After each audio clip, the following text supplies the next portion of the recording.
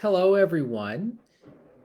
I thought I'd return and do another video about the fawn response, which I discussed a few days ago. And in discussing the fawn response, I was sharing a most very outward, obvious example of the fawn response around excessive praise, how a person can do that in order to survive a situation relationally with someone who's very out of control and dysregulated. So that was the most basic example of the fawn response, the excessive praise and playing oneself down in relation to another in order to survive a potentially or actually dangerous situation.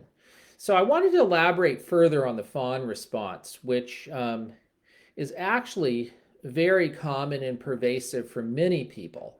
The fawn response can also result and be exhibited, that is, in a lot of people pleasing and or caretaking to accommodate a person, to accommodate another or others in order to keep one feeling safe and to de-escalate a difficult or dangerous, I should say, situation from another.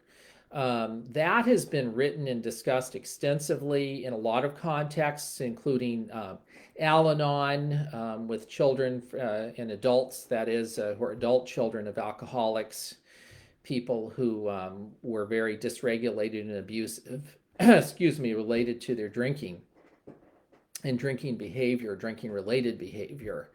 Um, so that is one place. There's obviously other places too, other contexts. People can be people pleasing and or caretaking, such as in domestic violence situations.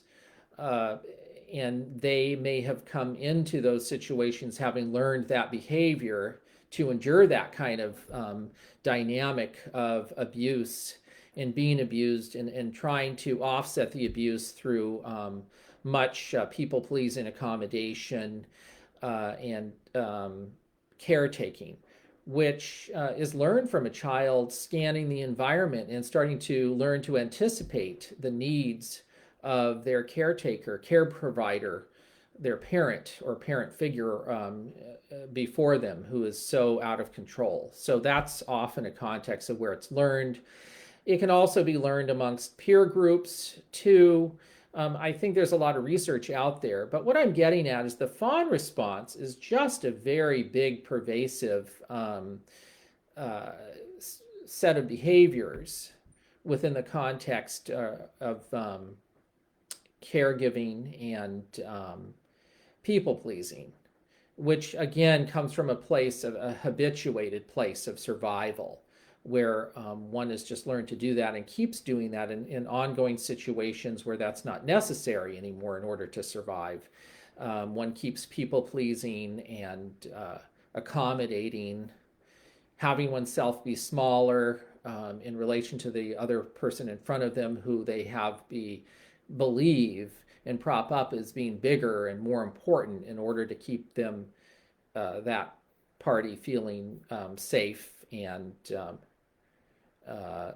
less out of control because of their deep insecurity. So there's obviously a lot there, but I just wanted to expand upon that because the fawn response of a person with a person being excessively praising is just a very limited example. Um, Now, I understand that the fawn response, to unlearn it is easier said than done, and it's especially challenging for many people who are in situations that they can't readily get out of. Um, if you're from a place of economic privilege, it's easier than if you're not, for example. I understand that many people are in domestic abuse situations they can't readily just get out of. There's people in economic situations that they can't readily just get out of, including many more people statistically who are people of color.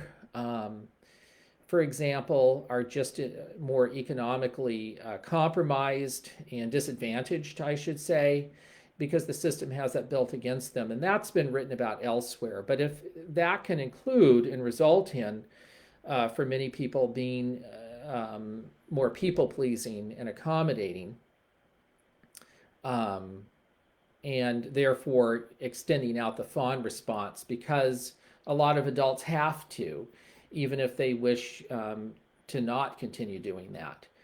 So I just wanted to put that out there, the deep implications of the fawn response and how it is pervasive for many people in society, and not just easy to get out of. I did want to mention a few resources for people who may be watching this who are in domestic abuse situations, or know of someone who is and want to be of help. There is the National Domestic Violence Hotline, and I am indeed reading off some notes here. And that can be looked up on thehotline.org. One word, thehotline.org. Or the phone number, 1-800-799-7233. There's also another site called domesticshelters.org, and that's two words put as one, domestic shelters, with each of those words capitalized together, though, as one word, domesticshelters.org. And I just thought I would mention those resources for people who might be watching this, around, doing your best to get out of this survival fawn response and into a more and more safer living situation where one's relationships are more reciprocal and don't require, for survival, a people-pleasing or caregiving kind of response.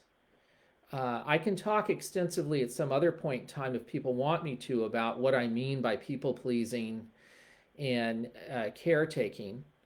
But I just thought I would take some time to just at least talk about those aspects of the fawn response briefly here today as a follow-up from a few days ago. I'm open to people's questions or comments. Feel free to put them in the comment section. And thank you again for watching. Take care, everyone.